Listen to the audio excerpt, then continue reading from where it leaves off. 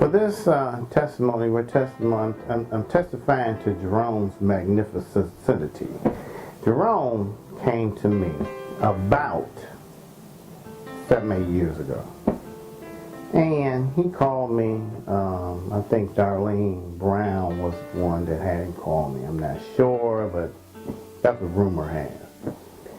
So he called me. You know, he said he wanted to do some things in the community. He wanted to know what I was doing. So we had a meeting. I told him, come on by. So he came by, I think the next day. And we sat down and talked. He told me what he did. I told him what we were doing at Adam's house. And I invited him to a Monday night group. So he came to the group, you know, and I think it was probably around 15 to 20 guys maybe. And I think we were talking about child support at that time. I think that's what we were talking about. And I didn't know, you know, that he had an issue with child support until that night. And it was really funny. We had a real good group. All the guys followed Jerome because Jerome was talking. You know, when I started saying there's certain things that you need to do to support your child. One of them was child support was that entity in the world right now that makes sure that fathers take care of their children. So anyway, we had that conversation. And then afterwards, he was like, man, I think I'm going to come back next week, you know. And we talked about other things, but that was probably, like I said, around 7-8 years ago. We've been friends ever since. We're almost like family now. I mean, he's been to that Monday night group. And that Monday night group has grown significantly since the first time that Jerome came. So I believe that God sent him to us to help us do this work that we do with fathers. And it's a lot of work.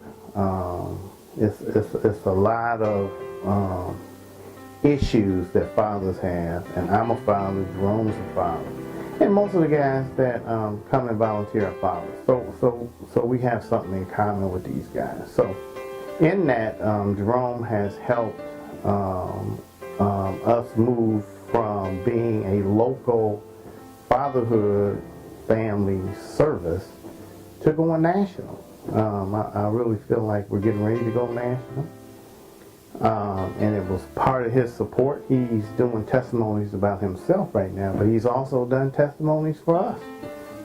So other people can see the impact that we're having as a group on fathers and mothers and children, and helping them move forward. So I believe the community here really needs more men to step up and do some work. He's done a lot of volunteer stuff. You know, I owe him a whole lot of money. So, but you know, but he don't ever say anything. You know, he lets my wife tell him what to do. It's kind of amazing, really. You know, but we love him to death. Anytime he asks me to do something, I'm indebted. I can't say no. And when we enjoy doing it, we enjoy being around each other. It's just like family.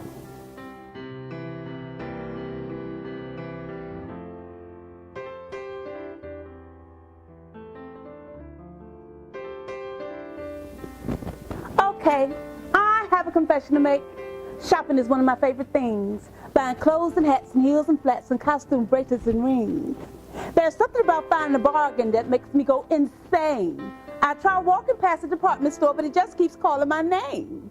I clip coupons from daily newspapers. Can't wait for them to come in the mail. And then I head straight to Macy's whenever they're having a sale. But answer me this one question, ladies. I'm sure that some of you can.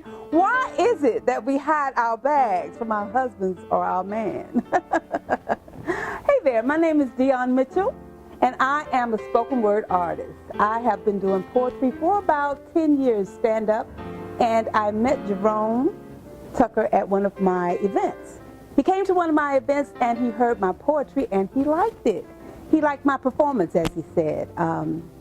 And since then we have become friends. And not only that, he has become a mentor of sorts. Jerome asked me to audition for a play about 2 years ago, The Devil Don't Live Here Anymore. I did not have any thought of becoming a cast member of a play, but he asked me to audition and I got the part. And when I did get the part, I learned that Jerome was the director, and he brought out some things in me that I didn't even know I could do. He mentored me and showed me how to become more animated and to bring out my talent as an actress, per se. And he had me on his show, his internet radio show, Third Eye. And when he interviewed me, I realized what a great interviewer he was, and the questions that he asked really brought out some things that were both entertaining and informative. So he is a very good director and a very good interviewer and a very good friend. So I thank him. I thank him in introducing me to acting and bringing out things in me that I just did not know were there. So he's kept me connected. I've met some wonderful, great people through Jerome. He's brought some people in my life who are not only friends or mentors themselves, but lifelong people that I value. And he is one of those people that I value. Thank you, Jerome.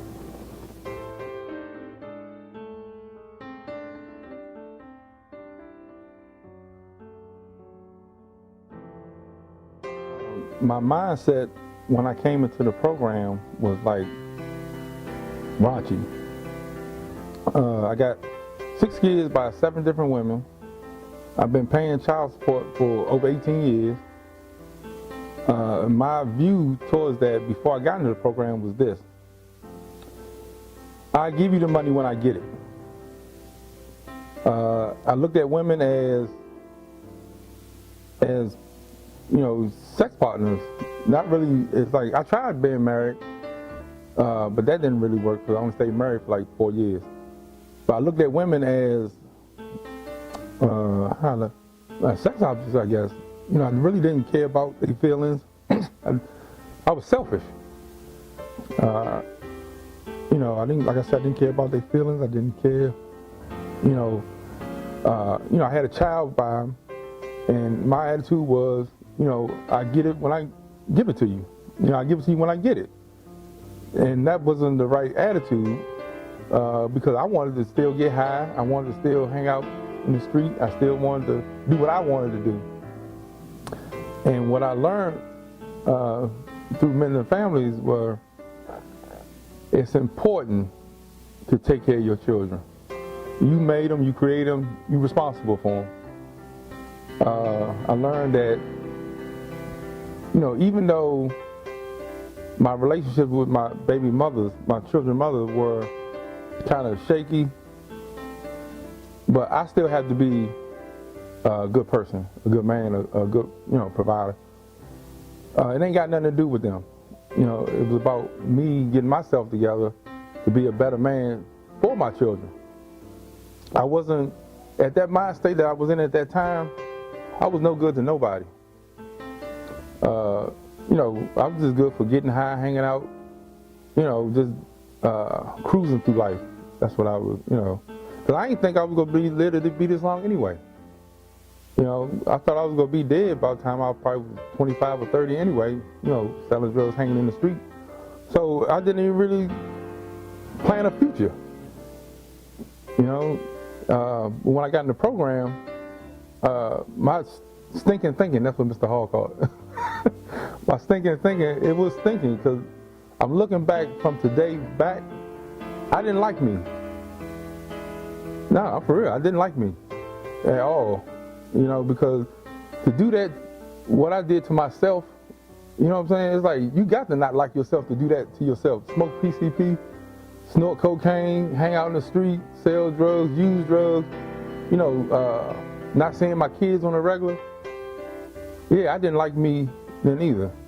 You know, and it was, I kind of bucked against some of the stuff Mr. Hall was teaching, but it was right. But I was so used to doing what I wanted for so long that, you know, wrong seemed right and right seemed wrong. So when he was saying, you know, you got to give your kid's mother money, I was like, hey, I ain't giving her no damn money. But he showed me why you supposed to do it. Why are you supposed to work? You know, you live longer when you work. You live longer when you marry. You know, so I learned that from Mr. I learned from Paul, Dr. Shell, Dr. Carino, Jerome, Reggie. It's like I consider them all my fathers, uncles, and big brothers.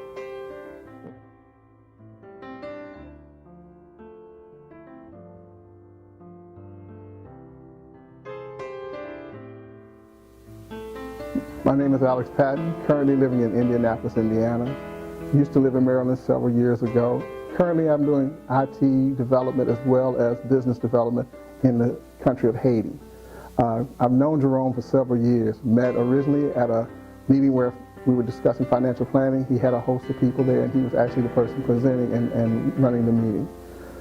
Later we had a chance to sit down and talk and found out that we had several common interests, one of them being the youth and mentoring, which I found to be a real big thing that I love to do, and it's nice when you can run into people that also have that same common interest. Found out he also has a show, Third Eye Open. I started listening to that and found a lot of things that I thought I knew, I really didn't know. Later on, I learned that he was also very active in his community, as well as in the state of Maryland, doing various projects and things, again, to associate and kind of help mentor and the youth get a better awareness of who they are, more about their legacy and their heritage. Found out he's also one heck of a motivational speaker.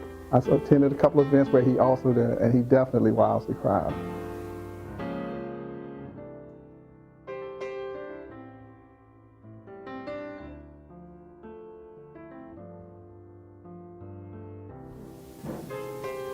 Hello, I am Christian comedian Christina, aka Elevation Wilson, and I met Jerome about 2 years ago at a Living on Laughter Gospel Comedy Association conference. And I have to say, Jerome is on point. The brother knows how to handle a camera. He has been like really a great source of encouragement to me as I've been pursuing my comedy career and my acting career, and I just appreciate all that he's done and all the words that he's poured into me. He has actually recorded several of the conferences that I've been with LOLCC, and I've seen some other works that he's done as well. And so I just want to just put him out there and just tell people who are looking for a good cameraman, a good businessman, he's your man. Now, as a comedian, you know, he's given me some words of advice and encouragement. Christina, be yourself. Do your spelling thing. So one of the things that I do is I S-P-E-L-L. I spell everything I S-P-Y. So I have a regular conversation with P-U-P-L-E, people, and I'm S-P-E-L-L-I-N-G, ha. So anyway, I love comedy. I love the entertainment industry. I love people. I love acting. I'm grateful for the gifts and abilities that God has given me. And so Jerome has really been the kind of producer, friend, business person that I can go to and get some good, solid business advice from. And it really has helped me to open up some opportunities for me. So I am just grateful that our paths have crossed. I can't say enough about him, but I do know that for me as a comedian, I want to be connected with people like him because he's a great resource for helping those of us in the entertainment industry to kind of get to where we need to get to. So I would say to anyone who's interested in having him provide his services, don't hesitate to get in contact with him.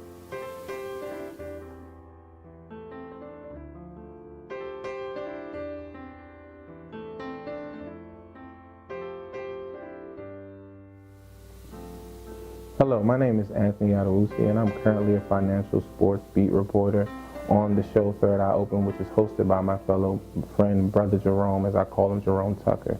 I met Brother Jerome at Prince George's Community College, where I was in a program, Diverse Male Student Initiatives. And he came and he was a speaker, and you could tell he had a passion, a fire in his heart to speak to the youth and mentor the youth. Once I explained to him my passion for finance and sports, he gave me the opportunity to come on Third Eye Open, which is a global radio show that comes on Fridays from 1 to 4 p.m. He gave me an opportunity to talk about sports, but not just give the box score, talk about sports from a different perspective and allow our listeners to form their own opinions. He also plays devil's advocate because he wants us to think and wants us to form our own opinions. So that's something about Brother Jerome.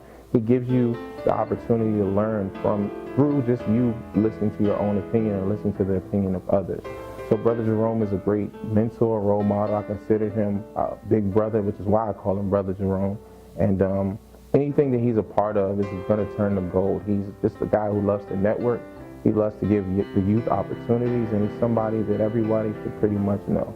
So if it comes down to anything that he's a part of, I'm a part of it, which is why I'm doing this interview in the first place.